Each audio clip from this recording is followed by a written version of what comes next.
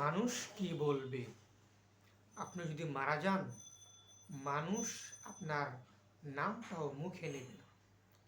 বলবে এই লাশটাকে গোসল করো, এই লাশটাকে কাফন দাফন পরিয়ে খাটিয়ায় করে নিয়ে কবরস্থানে কবর দিয়ে আসো। আর মানুষ কি বলবে এটা ভেবে আপনি দাড়িকে বর্জন করছেন। দাড়ি এটা রাখা নবীজির সুন্নত। নবীজি এই দাড়িকে পছন্দ করতেন। মানুষ কি বলবে এটা ভেবে আপনি নামাজ পড়ছেন না, নামাজকে বর্জন করছেন। নামাজ হচ্ছে ফরজ, আল্লাহ তাআলার একটি বিধিবিধান। সেই বিধিবিধানকে আমরা লঙ্ঘন করছি। কেন? এই যে মানুষ কি বলবে, আমরা মানুষকে ভয় পাচ্ছি।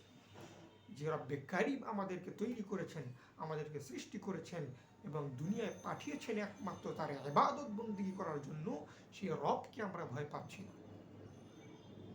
এটা শুধু আল্লাহ তাআলার বিধিবিধান এবং নবীজির সুন্নত মোতাবেক জীবন পরিচালনা করার ক্ষেত্রেই নয়।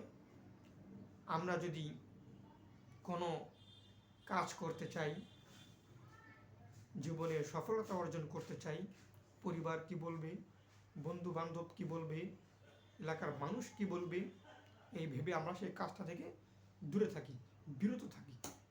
অথচ আমরা যদি কোনো কাজ করতে চাই, তাদের কথাকে উপেক্ষা করে সেই কাজের পিছনে আমরা যদি লেগে থাকি, ইনশাআল্লাহ আল্লাহর যখন মর্জি হবে তখন ইনশাআল্লাহ তিনি আমাদেরকে সফলতা দান করবেন।